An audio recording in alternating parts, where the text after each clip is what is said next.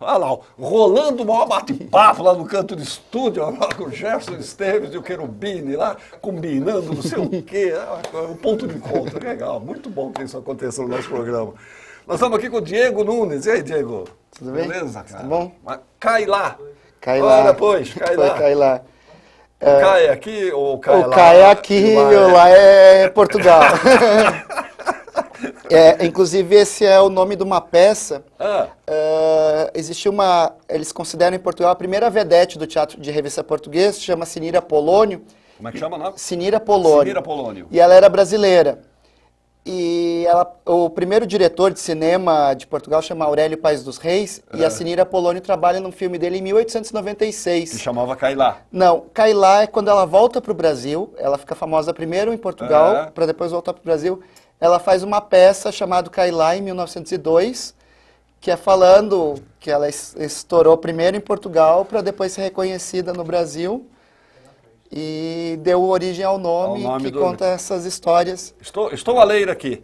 Diego Nunes é pesquisador, apaixonado por cinema, teatro, televisão, formado em rádio e TV, dedica-se à pesquisa da memória cultural artística há mais de 10 anos. De onde vem esse teu interesse, especificamente por esse intercâmbio entre os artistas de Portugal e do Brasil? Eu lancei há uns 3 anos atrás, em parceria com mais 2 amigos, um livro sobre uma vedete chamada Salomé Parísio. Salomé Parísio.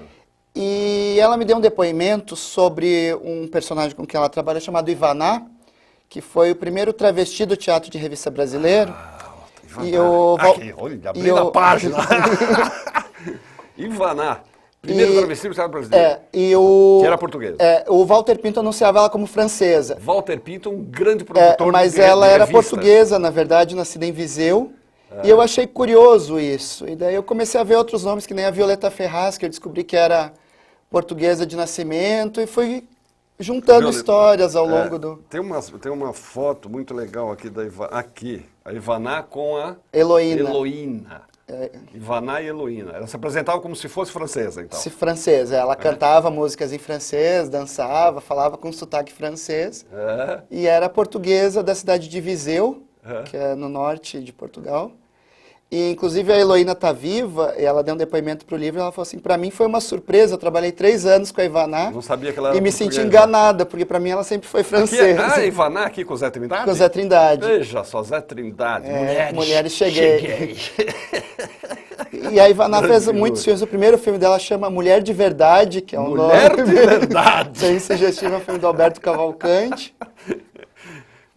E comecei a arrecadar Aqui é ela também, no Rio à Noite? Não, esse é um documentário que foi feito sobre a noite do Rio de Janeiro, nos anos 60. Que legal. E a Ivaná é um dos personagens que aparece. Ele filmava quem se apresentava nas boates. Está disponível? A gente encontra Não, esse filme é um dos muitos filmes brasileiros que se perdeu ao longo do... Você quer encontrar um negócio norte-americano de 1910? Está no YouTube. É uma coisa brasileira, 1910 você não acha. Não acha. Não acha nenhum. Infelizmente. Agora, aqui você tem um trabalho de pesquisa insano. Insano.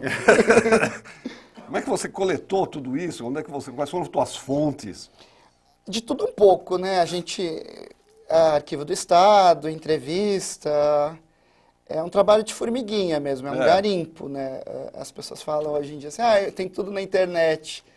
Não é bem assim. Não tem. A gente acabou de falar sobre isso. Tem muitas coisas que não existem na internet. Agora assim, a gente olha aqui, só o sumário do livro, quer dizer, você tem um capítulo para cada artista. São 40 biografias de artistas que nasceram em Portugal e tiveram carreira no Brasil. Muitos a gente nem sabe, são portugueses, como Mesquitinha. Exatamente. Mesquitinha, eu fiquei surpreso de saber que o Mesquitinha era português. O Mesquitinha foi uma grande surpresa, porque eu achei uma entrevista dele dos anos 30, contando que ele é filho da Júlia Mendes. A Júlia Mendes é uma grande fadista do começo do século do Portugal. Existem fados sobre ela, a Amália Rodrigues cantava o Júlia Florista, que é baseado na Vila da Júlia Mendes. E a Júlia Mendes é uma história muito triste, ela morre de tuberculose com 24 anos, em 1911. E antes de morrer, ela entrega o Mesquitinha para um ator chamado Olímpio Mesquita, por isso que ele chama Mesquitinha, porque ele era protegido do Olímpio Mesquita. E o Olímpio Mesquita vem embora para o Brasil com o menino, e o Mesquitinha nem vê a mãe morrer, que ela já estava doente. Né? E eu lancei esse livro em Portugal, e o Mesquitinha não é conhecido em Portugal, mas a Júlia Mendes é uma lenda. E as pessoas também não sabem dessa história lá, e aqui a gente não sabe essa história. Agora, você pegou, por exemplo, aqui, a gente tem uma foto aqui da Pepa Ruiz. Sim. Ele está mais ou menos cronológico, como é que está, ou não? Ele está Não um teve essa pouco preocupação? cronológico. Eu digo que o livro tem 3 partes. A primeira parte eu falo desde da formação do teatro no Brasil com a vinda da família real, Ah, que a Pepa 1808, por aí e a tal, Pepa começa. Ruiz é a primeira grande estrela portuguesa a trabalhar no teatro brasileiro. Ela faz um único filme aqui chamado Mil Adultérios, em 1910. Ela já estava com um pouco de idade. É. E eu falo até o começo do cinema falado. Daí entram biografias de pessoas que trabalharam muito por influência do rádio, muitos cantores. E a terceira parte são os brasileiros que trabalharam no cinema português, que daí tem a Cinira Polônio, Anselmo Duarte, Eva Todor. Estou vendo aqui um cartaz da 15ª representação da Viúva Alegre, desempenho primoroso de Cremilda de Oliveira. Armando Vasconcelos, Grijó era um artista famoso, Pinto Ramos, Alzendo Olímpio, Viana, no Teatro Apolo, Rio de Janeiro, né? Isso é 1909, virou um filme que era chamado Cantante, que nessa época o cinema era mudo, mas o que você fazia, que só no Brasil parece que teve esse fenômeno, você botava o ator original atrás da tela, cantando a música que ele estava filmado em cena, e eles anunciavam como cinema falado. Que coisa genial. Né? Porque houve um sistema que chamava Movietone, acho que era uma coisa existiram assim. vários, assim, né? Que Com colocava um disco, disco e tinha que... mas aqui era engraçado porque colocar você o ia disco ver... no exato ponto que estava o filme, e às vezes isso E não aqui você ia dava ver certo. até um artista consagrado, mas ele ia atrás da tela, Pra você ver, tentando sincronizar com... Isso aqui é a cena do filme. São fotos do filme. Infelizmente, desses filmes cantantes não sobrou nenhum. Nada, né? Não sobrou nada. E a gente não tem Filmes noção para cantantes, saber como você- funcionava, Gostei desse mas... termo, filmes cantantes. O nome era Cantantes. E você vê que uma riqueza de figurinos, né? E eram companhias importantes. Companhias assim, importantes né? portuguesas que E vinham a para Cremilda cá. de Oliveira no teatro português até a década de 50 foi E essas um companhias grande portuguesas, nome. a gente estava conversando com o Gerson Esteves, que está fazendo um trabalho sobre o musical brasileiro. Essas companhias portuguesas tiveram uma influência muito forte na formação muito aqui forte, do teatro brasileiro. muito forte. Né? Tanto que... Depois a gente vai conversar sobre isso, né? Até a questão até do sotaque, né? Até a chegada do Procópio Ferreira, do Leopoldo Frois no teatro, não era aceito até a década de 20 se falar português com sotaque brasileiro no teatro. Você tinha que falar, ou era uma companhia francesa, em francês, ou com sotaque português. Era considerado vulgar falar português brasileiro no teatro. Né? Português brasileiro, né? Bom, e tem coisas muito curiosas aqui. Dora Miramar. Essa é a primeira versão de Amor de Perdição. Amor de Perdição, do Camilo Castelo Branco. Em 1917. Baita romance, proibido. Um dramalhão. Leitura para adultos. A Dora Miramar é italiana, na verdade, né? Mas esse é para falar que é um filme que é baseado na literatura portuguesa. No Cinema Íris. Tá? Rio de Janeiro também, deve ser? Rio de Janeiro. Rua da Carioca. Nossa, esse cinema da Rua Carioca ainda existe. O prédio está lá. Sim, Um prédio maravilhoso, um aliás. prédio muito bonito. Bem no centrão ali do Rio. Bárbaro, Cinema Íris. E a gente fez antes de Portugal a primeira versão cinematográfica. Opa, olha aqui a ousadia. Isso aqui em 1920. 20, 21. Como é que esta menina se apresentava com este figurino em 1920? Essa é a Carmen Santos. A Carmen Santos, ela tem o título de a grande dama do teatro do cinema brasileiro. Né? Ela foi a primeira Carmen portuguesa do cinema brasileiro, antes da Carmen Miranda. E ela tem uma carreira muito curta, porque ela iniciou muitos projetos que ela não conseguiu terminar. Ela tem poucos filmes realizados, realmente. Mas ela era a maior propagandista de si mesma. Assim, ela meio que criou o estrelato no Brasil. Inclusive com fotos ousadas, assim, que fizeram o nome dela. Esse aqui são... aqui são fotos dela? Aqui? Fotos dela. Ela é muito bonita, hein? E ela foi a segunda mulher a dirigir um filme no Brasil. A primeira é uma paulista chamada Cléudia Verberena, mas a Carmen Santos, a segunda, também não deixa de ter o seu mérito, né? Até porque a Cléudia faz um filme e a Carmen Santos dirige alguns outros filmes. Isso década de 30? Década de 30, até o último filme dela, ela começou a filmar em 36 e só consegue lançar em 47, que é Inconfidência Mineira. Que ela vai à falência por causa desse filme e o filme nunca se pagou. E hoje também está perdido, infelizmente. Acabaram-se os otários, segunda-feira no Rialto. Esse aqui já é aqui em São Paulo. Esse é o primeiro filme Rialto falado brasileiro. O Rialto, eu lembro desse cinema. Era um cinema ali no Paris, esquina, do lado da fábrica de doces Bela Vista. Esse é o nosso primeiro filme falado, de 1929. Cantado e falado em português, com Z, português com Z. E Genésio já Arruda. tem a influência do rádio, porque tem o Paraguaçu, Paraguaçu. que era o maior cantor de rádio paulista da época, assim, né? Do Brás também. Do Brás, Do sim. Brás. E o cinema falado começa em 27, no Brasil a gente tem 29. É uma desopilante super comédia paulista, em 6 actos. Muito bom, muito bom. Opa, esse aqui é o Mesquitinha. Chegamos aqui no Mesquitinha. O que tem? A opinião da aclamada artista portuguesa Júlia Mendes Essa é a mãe dele. O sabão aristolino. Naquela época já se fazia publicidade com o artista. A mãe do Mesquitinha. Que eles são parecidos, inclusive, assim, né? Fazendo propaganda do sabão aristolino. Com esse nome, hoje em dia, não ia vender nenhum.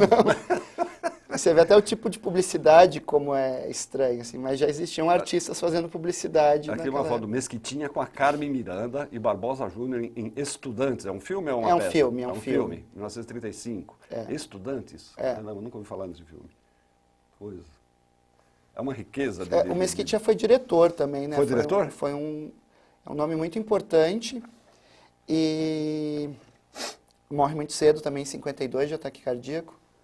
Olha aqui, Bombonzinho, nossa. Isso é uma correção histórica que eu faço. Porque uma produção do Wallace Downes. O Wallace Downes produziu coisa pra caramba na década de 30. Foi o grande produtor dos musicais do começo do cinema falado do Eu acho Brasil. que o primeiro filme falado, paulista, inclusive, foi produzido pelo Wallace E Downes. ele produziu o Alô, Alô Carnaval, e filmes, os primeiros grandes musicais brasileiros.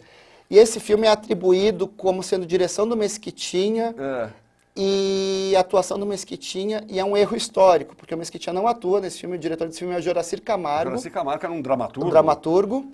Eu acho que, porque o protagonista do filme é o Custódio Mesquita, que era um compositor muito bonito. E eu acho que em algum momento, alguma ficha cartográfica, alguém misturou e se perpetuou o erro. Com a Conchita de Moraes. Veja só, a Conchita de Moraes. E é atribuído ao Mesquitinha, e esse filme não é dele, na verdade, ele nem atua no filme. Nossa, Natara Ney, a atriz mirim Sônia Maria Dorce. Sônia Maria Dorce está viva. Está viva. Foi a garota da TV Tupi. É o primeiro rosto da TV Tupi. Primeiro rosto, quando entrou no ar a televisão Tupi em São Paulo, a primeira cara que apareceu lá foi da Sônia Maria Dorce, que era uma menininha. Uma menininha. Coisa legal. Cara, chega a ser emocionante ver essas coisas, né? Ele está bem ilustrado. Eu gosto de falar de cinema e não mostrar a imagem, eu acho meio... Elza Gomes, que gracinha. Elza Gomes, também portuguesa, nasceu em Lisboa. E a Elza Gomes é um caso curioso, porque ela começa a trabalhar na década de 20, mas ela fica famosa só na década de 70, fazendo novelas e... Isso aqui é persistência. Ela sempre foi respeitada, mas ela passa a ser conhecida do grande público, fazendo novelas no fim da vida, na década de 70. Aqui a gente tem uma cena da Henriqueta Brieba, Suzy Kirby, Paulo Garcindo, Leonardo Vilar e a Elza Gomes, na Ossos do Barão, 1973. Veja só, Ossos do Barão, do Jorge Andrade. E ela fazia personagens assim, de velhinhas meio trambiqueiras, meio engraçadas. Bem engraçada. Aqui temos o... Nossa, esse ar tá matando a gente, né, Diego? Tá horrível. Mesquitinha e Manuel Pera. Ora, quem era o Manuel Pera? O Manuel Pera é o pai da Marília Pera. Né? A gente percebe que são dinastias de teatro, São dinastias de teatro. São famílias que vão passando, né? A Marília também é filha da Dinora Marzullo, que era filha da Antônia Marzullo, que também eram grandes nomes do teatro de revista e cinema. Né? Mesquitinha e o Manuel Pera, pai da Marília Pera. O Mesquitinha, ele puxou muita gente portuguesa que trabalha do rádio para trabalhar no cinema com ele. Assim. Manuel Pera é Eva Todor, em Boccaccio. Olha a Eva Todor, que gracinha, bonita pra caramba, né? E o Abel Pera, que é tio. Irmão do Manuel. Ele é irmão do Manuel. E o Abel tem um caso curioso, porque ele, na década de 30, começa fazendo no rádio um personagem chamado Dr. Mendonça, que é um chefe mal-humorado, que trabalha numa repartição pública cheio de puxa-sacos. E o Oduvaldo Viana chama ele para a primeira versão da Grande Família para ele interpretar o chefe do Linneu, o Mendonça. O Mendonça. Que a gente conhece agora da versão atual. Esse personagem ele surgiu no rádio na década de 30, na verdade. É muita coisa na televisão. Com o Abel Pera, assim. Veio a reboque dessas criações do rádio. Era um personagem que o Abel Essa que era muito famosa também, Violeta Ferraz. A Violeta Ferraz, junto com a Dercy, sempre... o maior nome da comédia filmes, né? Do cinema brasileiro. Assim, muitos filmes da Violeta Ferraz. E quase ninguém sabe que ela era atriz mirim em Lisboa, né?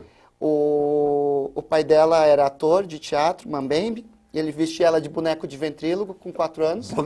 Botava ela no colo e ela falava. E daqui a pouco ela levantava e começava a dançar. E a plateia ficava... Aqui, O Petróleo é Nosso, de 1954. É um dos maiores Adelaide filmes da Violeta. Da sanfona.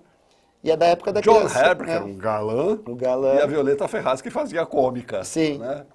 Tem esse esquema, né? De cada um tem o seu papel perfeitamente ela definido. Era a que mandava no marido, né? Mandava no marido. Sempre fumava charuto, engraçados, né? Francisco José, isso foi um ídolo. Minha mãe adorava Francisco José. Esse era o Ai Jesus das moças, Meus né? olhos castanhos. Inclusive essa música virou um filme que ele produziu. Tá aqui, ó, né? Com Luiz Delfino. Com Luiz Delfino. É mais ou menos a vida do Francisco José romanceada. Né? O filme foi um fracasso no Brasil. Foi? E o Francisco José, ele era um cara muito bem sucedido e ele não admitiu isso. Ele era dono de uma cantina famosa no Rio de Janeiro. Ele vendeu a cantina, comprou os direitos do filme, levou para Portugal para exibir. E em Portugal foi um sucesso, ele recuperou o dinheiro dele. Ainda bem. Albertinho Fortuna, isso eu também lembro dele. Esse é um caso curioso, porque ele é o maior cantor de tango do Brasil e ele é português da cidade do Porto. Né? E canta tango, né? Ele nunca cantou um fado na vida. Veja só. Bom, eu estou passando aqui meio rapidamente, porque senão, nossa, daria 4 programas. Adriano Reis, jamais imaginaria que o Adriano Reis era português. Adriano Reis, também da região do Porto. Da região do Porto. Ele é mais conhecido pelas novelas, já mais maduro, mas na década de 50 o apelido dele era o James Dean brasileiro. James Dean brasileiro. Né? Ele era bonito, talentoso, meio briguento. Assim. Tem uma cena aqui, olha, ele tá bonitão aqui, Os Três Recrutas. Um filme com Anquito, Colégio, Zé Logói, Adriano Reis e Miriam Tereza. Miriam Tereza, que é a filha do Oscarito. Filha do Oscarito. É a estreia dos dois no cinema. Né? Os Três Recrutas, da UCB. Agora que são elas, no Teatro Avenida, quem é esta? Essa é a Alzirinha Camargo. Alzirinha Camargo. Ela era um pouco imitadora da Carmen Miranda, como percebe-se. E ela fica 10 anos nos Estados Unidos, se apresentando em boates, em rádio. Baita sucesso. Mas nunca conseguiu fazer cinema nos Estados Unidos, vai fazer cinema em Portugal. Esse agora que são elas. Ela era casada com um maestro. É o Ciro Rimac, um maestro peruano. Que até chegou a trabalhar com a Carmen Miranda no cinema, fez partner em números de dança com ela, assim, porque ele era baixinho também, então a Carmen gostava. The Brazilian Glamour Girl. Oh, yes. Na Feira Mundial de Nova York e tal, não sei o quê. Olha aqui cartazes dela nos Estados Unidos. Ela com o Ciro Rimac. Com o Ciro Rimac. O nome dele vem lá em cima, dela fica lá embaixo. Ele era um grande nome também. O Badaró. O Badaró, que é paulista, né? Paulista. Começou na Rádio Vidal, Record. Nossa. E o Badaró é um caso curioso, porque ele começa em 53 na Rádio Record. E em 58 ele vai para Portugal. E ele nunca mais volta. E em Portugal ele é um grande ícone, ele é considerado... Ele é mais ou menos o que o Chico Anísio é pra gente, e ele é lá na televisão, um dos maiores humoristas. Fez programa infantil na década de 80 também, então ele ainda tem um público jovem, quem ainda lembra dele, ele já faleceu, infelizmente. Maria Vidal também fazia muitos papéis cômicos, ela sempre a mulher mal-humorada. A Maria Vidal era mais ou menos da linha da Violeta Ferraz também, a mulher meio brava. O Teatro de Alumínio ficava ali na Praça das Bandeiras, um teatro feito pela Lucete Bruno. Né? Durou alguns anos lá. Trazido da Inglaterra. Bom, esta foto, Enéas, você já viu uma cinturinha desta, Enéas? Da Vilma Palmer? Você já viu alguma coisa semelhante? A Vilma também foi com o Badaró em 58 para Portugal, nunca mais voltou. Mas ela morre, infelizmente, muito cedo, voltando de um show do Cassino do Estoril, num acidente de carro, em 71. E é mais conhecida lá também do que aqui. Cai lá o intercâmbio cinematográfico entre o Brasil e Portugal, do Diego Nunes. Editora é a Matarazzo. Como é que encontra esse livro? A editora da Matarazzo é uma editora nova, a gente não tem uma distribuição muito grande. Você pode encontrar pelo site da editora, que é o www.editoramatarazzo.com, sem BR, com 2 Es. Tá. Ou pode falar diretamente comigo. Diego F. Nunes. Isso, @yahoo.com.br. Dá um jeito de chegar o livro nas mãos. Em breve a gente vai ter na Livraria Amadeus, ali no centro, na Quintino Bocaiúva. Acho que essa semana já vai ter. Já vai quem estar lá. estiver em São Paulo quiser procurar lá. Perfeito. Qualquer coisa, liga aqui pra gente também, aqui na TV aberta, 3868-2802. A gente dá as dicas pra você de onde encontrar o livro. Você tá no Face também. Tô no Face. Diego Nunes? Diego Nunes. Diego Nunes no Facebook também. Entra em contato, fala com ele. E tem uma página do livro no Face, que chama Cai Lá, o intercâmbio cinematográfico entre o Brasil e Portugal. Legal. Também pode se procurar lá. Diego, obrigado, cara. Obrigado. Sucesso. Pô, parabéns pelo trabalho. Valeu, Maravilhoso, obrigado. Bárbaro, muito legal.